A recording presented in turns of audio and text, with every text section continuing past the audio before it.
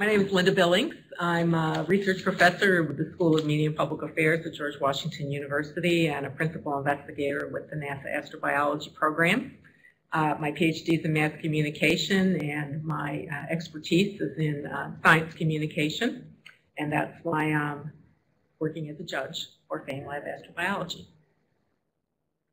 My name is Susan Polton. I'm the Vice President of Digital Media for National Geographic, and I work on, I've worked online in a variety of different fields, and currently work on packaging and communicating a lot of the work of our explorers and grantees to the public, and especially in the areas of blogging, social media, outreach, those types of things. I'm sort of an amateur space geek. I've been to 19 space shuttle launches, and so a huge fan of the topic, so that's why I'm judging the FameLab. Hi, are we ready? Yeah. Okay. I'm Sarah Laskin. I'm Vice President and Chief Operating Officer for the Mission Programs Group at National Geographic, and I get to work with all of our fabulous explorers and scientists and get exposure to their wonderful ideas and innovation. I have an academic background as a master's in environmental economics and policy. I did a lot of focus on marine ecosystems, but I wanted to be an astronaut when I was a kid. I think I still want to be one, and to be perfectly honest, I jump around like a 5-year-old when I get an opportunity to see stars in the sky on a really dark night, so I was really excited to be able to be a judge in this competition.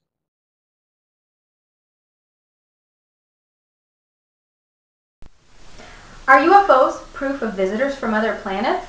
Did Casey Anthony really kill her daughter? The media throws out all kinds of mysteries at us, and sometimes they leave us wondering, where in the world did they get that information from? Well, there's one mystery still out there that, when solved, will revolutionize our view of the cosmos. Is there proof of extraterrestrial life out there?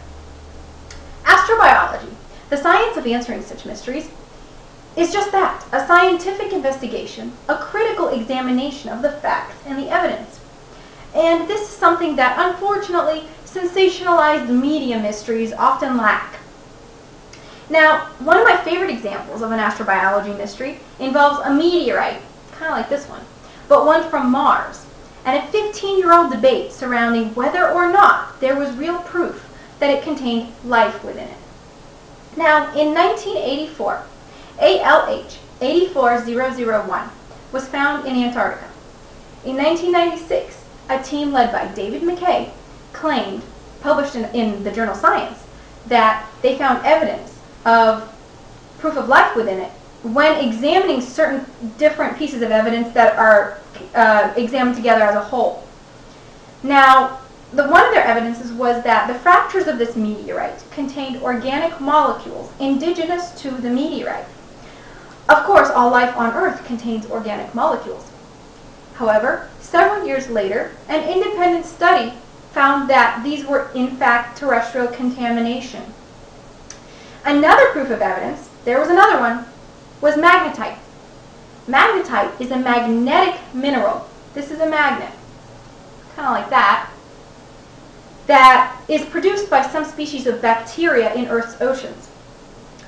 Here, David McKay's team invoked the idea of a biosignature, something that is definitive proof of life, at least as we know it.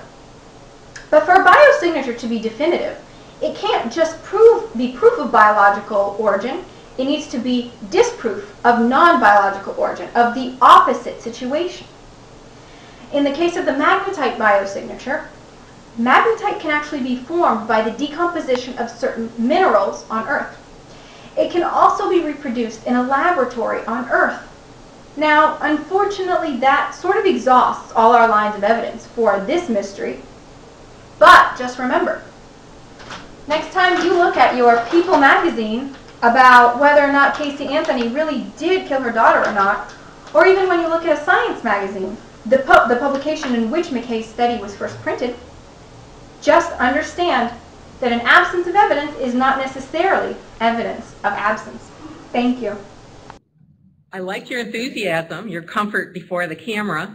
I had a little bit of a hard time seeing your props. I mean, I saw that you had things. It was just a low level of lighting that made it hard to actually see what the items were. I think you stated probably close up enough to the front of your presentation what you were going to talk about. Is there proof of extraterrestrial life? And I like the fact that you addressed the question, what is astrobiology? You know, what do astrobiologists do? And using the ALH 8401 debate as a tool for talking about proving and disproving a claim. That's a really important thing for all of us to understand. And just for that brief moment where you were talking about proving that, you know, proving biological origin or disproving non-biological origin, you know, the difference between accomplishing those goals and the importance of doing one rather than the other, that's the point that grabbed me the quickest. Thanks. I thought your charisma and energy was great, and I loved the choice of topic. It's clearly one that is important to the field of astrobiology, as well as something that I can understand because I'm on the receiving end as a layperson of all the stories in the media, and can understand that not all of them are based, obviously, in or followed up by the, you know, the other discoveries that either disprove or prove. So that understanding of how the public is interpreting the discoveries in astrobiology versus the real research and evidence that is happening was a really interesting choice of topic. I had a little trouble in the middle following the different points, and there were some trains of thought that were a little challenging to follow, but overall, I think your charisma and your energy level and your passion for the topic really brought that through. But maybe just coming up with an outline that sort of starts out with your great point, and then, because I think you finished with a great end point as well, and you managed to bring that back around, but making sure you were hitting off on key points all the way through that were clear would be a great format.